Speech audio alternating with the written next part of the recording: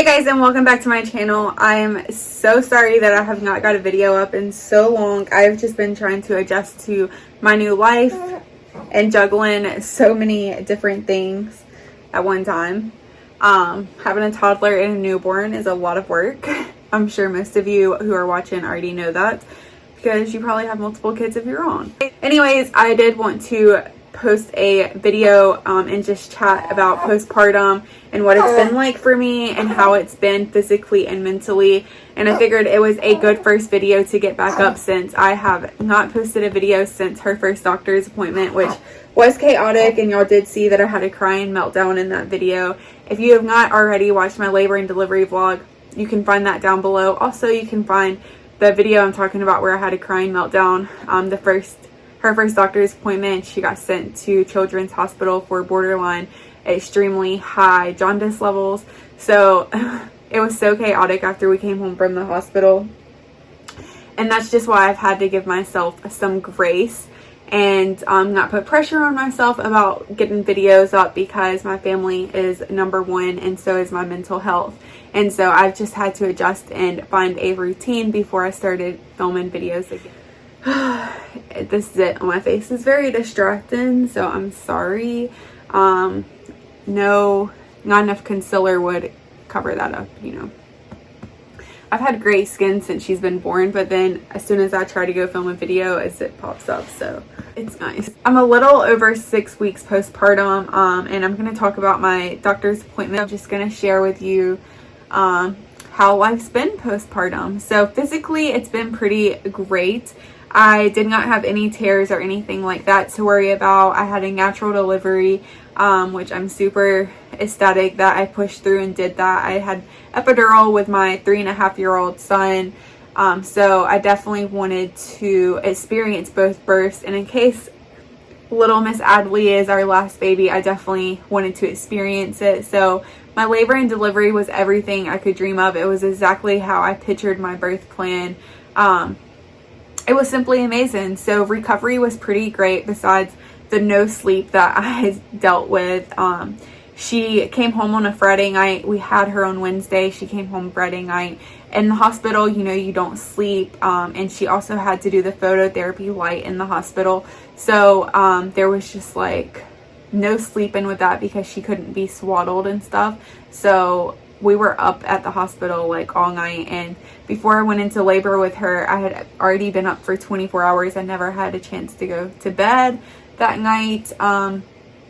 And so I just like was on like 4 days of no sleep. Adjusting to no sleep was just the main thing, because I have a 3.5-year-old. Like, I'm used to sleeping. I'm used to getting my full sleep. So that was quite an adjustment. And then the anxiety that comes with just having a new baby and not sleeping and just worrying. Well, she came home on a Friday night, like I said, and then Saturday we had immediate family over all day to meet her. So that was like a crazy day. And then Sunday, I don't really remember, but then Monday she had her first doctor's appointment, and then that's when they told us that we had to go spend the night at our local children's hospital, which is about an hour away, because she had to have the phototherapy light there. The light at home was not strong enough to do. So then again, I did not sleep at all being at the hospital. Thursday, she was born on Wednesday, that Thursday, until for like 2 or 3 weeks, they were having me supplement, because I'm nursing, as you can tell. They had me supplementing, and they wanted her to eat every 2 hours, and I would breastfeed and supplement, because, you know, when you have jaundice like that, the more you pee and poop, the faster it can like get out of your system and stuff. So I was having to wake up, even the chance that I did get to sleep, I was having to wake up every 2 hours to feed her. And then I had to pump also because she was taking a bottle so much. So it's just, that was just a crazy, and that's a lot of why I wasn't filming either. But not sleeping also triggers my anxiety. So it was just a mess, and being on the go like that, from staying at the hospital, and like Christmas was that same week and stuff, I was just go from the moment we came home from the hospital. So, you know, when you're not resting, then it makes your bleeding heavier and stuff like that. So then I was having anxiety, like, am I bleeding too much? Am I okay? Like, am I gonna hemorrhage? All this stuff. I was just having these bad thoughts because I wasn't sleeping and I wasn't resting either, because there just wasn't an opportunity to. So it was definitely crazy having a baby that close to Christmas, and especially just the jaundice and having to stay at the hospital. But you can go back and watch all those videos because I mentioned all of that stuff in the videos. But postpartum cramps were also more intense being my second kid, and breastfeeding, those were no. I also did not have an appetite. Like, the moment she was born, I did not have an appetite, and I'm like over 6 weeks postpartum and I still don't have an appetite. And I don't know if it's a mixture to do with like anxiety and stuff, why I'm not eating, because when my anxiety is bad, like, I drop a lot of weight and tend to not eat. For me, I literally have to force myself to eat. And I remember with my son, I was so hungry after he was born, and I had a completely fine appetite. Besides that, I think it's been great.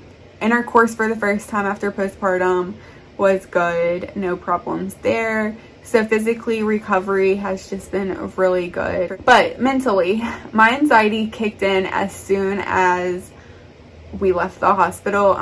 My anxiety usually gets triggered at night, and when we left the hospital, it was dark outside, it was nighttime, it was rainy, it was cold, and I was like, my adrenaline had worn off, so I was extremely tired. And I just remember on the drive home, I just felt I just felt like really quiet, and I knew my anxiety was starting. I knew prior to giving birth that I could possibly experience postpartum anxiety and stuff, because with my son, that's when my anxiety started, was after he was born. And that's when my PMS also got worse after I started getting my periods back. I started experiencing PMDD, you can look that up. So basically, my anxiety, I think, stems from hormones. Like, I think something's off balance. And at my 6 weeks postpartum doctor's appointment, which I just had this week, I will share the results when they come back, but I had a whole blood panel done, and thanks to Erin Williams for sharing her story. She's like my favorite YouTuber. I've always been able to relate to her. She shared that she was experiencing anxiety and stuff, and that she got a blood panel, and it gave me the idea to get the blood panel done, because I have dealt with this for like 3.5 years and never thought about getting a blood panel. That's why it's so important for you to like share your story, because you never know who it can help. So I'm really curious to see what those results are, and I will share them with you when I get them back. And I'm also got prescribed a medicine, but I'm not sure of the name. I forgot. I have to pick the medicine up from the pharmacy, so I will let you know if I start taking that, what the medicine's called and how it's working for me, and also what my blood panel results are. I think that my anxiety has to do hormonally, because it started after I had my son, and that's like after my periods came back from him. Like I said, they were extreme, and I got the Mirena at my 6 weeks postpartum doctor's visit with my son, and it worked out horribly for me. I got it taken out after a year, so I'm not trying birth control now again, because I just think that birth control doesn't do good with me. But I had a miscarriage prior to her pregnancy, so I just wonder if it all just has something to do with something being off, and all linked together. So we will see. I am going to share this journey with y'all in hopes that it's comforting and helps somebody else can relate. But that's been my biggest struggle postpartum, is just dealing with anxiety. I just have obsessive thoughts that just like, oh, did you have a bad dream? Oh, look at that face. Did you have a bad, I'm sorry, baby. Had a bad dream. You just have these like worst case scenarios you think about, and you sit there and obsess over them, and you are really not getting to be in the moment and enjoy your kids when you are just worried about everything. So it's really just not a good feeling, and it's just something that after dealing with for 3.5 years, that I just decided that, you know, when Erin shared that she got a blood panel and that it's helped her, I'm just like, okay, I have to try this and get the blood panel and see what's going on so I can live a happy, productive life. Because if mom's not feeling good and happy, then nobody is, because you're the glue to the family. So I remember laying in bed talking to my husband, because I knew that I would probably struggle with this, because in my first trimester, when my hormones were going crazy, I felt down and had really bad anxiety. And then my second and third trimester, like when your hormones are leveled out more, I was feeling a little better, and I felt great my third trimester, mentally and everything like that. So I would lay in bed and talk to my husband at night and just tell him like my fears of like getting postpartum depression or getting postpartum anxiety, and tell him that if he like sees warning signs from me and stuff, like telling him that like I need help, and just talking to him about it before it happens, so I could be ahead of the game and not have to sit there and suffer.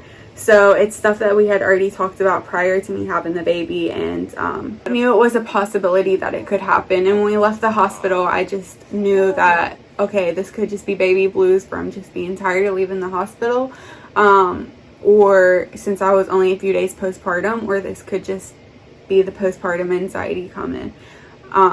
So a few weeks in, 4 weeks in, 3 weeks in, I just was noticing how I was feeling, and that I didn't have an appetite, and that I was really tired. And some people will get insomnia from anxiety, but for me it just makes me really tired, where like it just drains my energy just worrying all the time. So it makes me more so where I want to sleep, instead of just like do anything. I just like want to sleep at any given opportunity so I don't have to think about it, is how I more so deal with my anxiety. So I was just seeing all the warning signs, and I was just constantly talking to my husband about it, because it's like a really bad feeling, and I just did not want to feel that way. Just pay attention to how you're feeling, and just try to get help, and don't sit there and suffer like I have. I'm hoping that this medicine possibly can really help, and that maybe the blood panel will come back, and I can find out the root of the problem. I always try to take the natural way, because I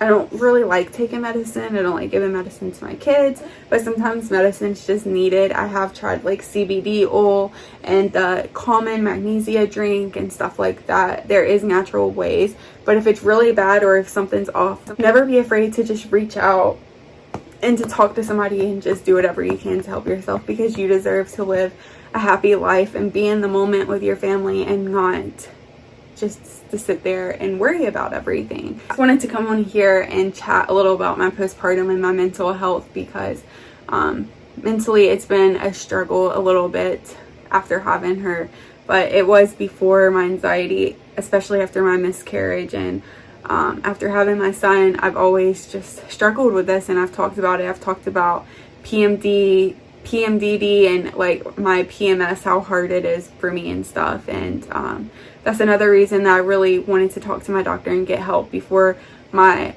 cycle returns and I have to start dealing with PMS again and stuff. I don't want it to be so draining that I dread every single month like I did prior to getting pregnant.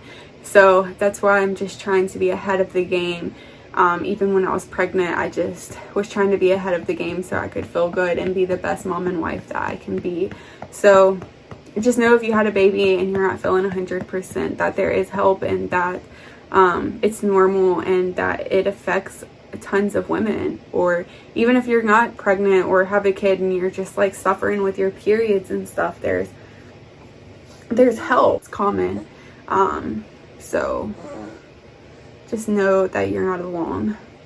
Let me know, DM me if you have experienced anything that I'm talking about, or if you can relate, or if you just need somebody to talk to because you just need somebody to listen. I'm here.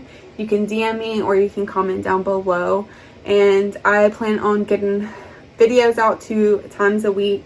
I'm going to be doing a lot of routine videos and day in the life videos and just a lot of fun motherhood videos. So don't forget to subscribe, hang around, and I will see you guys in my next video, and I will update you about my blood panel and update you with the medicine if I can. I know it takes a few weeks to become effective, but I will continue to share all of this with you guys. Thank you for listening. Thank you for being here throughout my journey, and I can't wait to see you guys in my next video. Don't forget to subscribe, follow me over on Instagram, and I will see you guys later. Here's Miss Adelie. She has not made her debut, but a couple of times her headband's fallen off, but a couple of times on YouTube. But she will be making her appearance a lot more often. I'll see you next time. Bye, guys.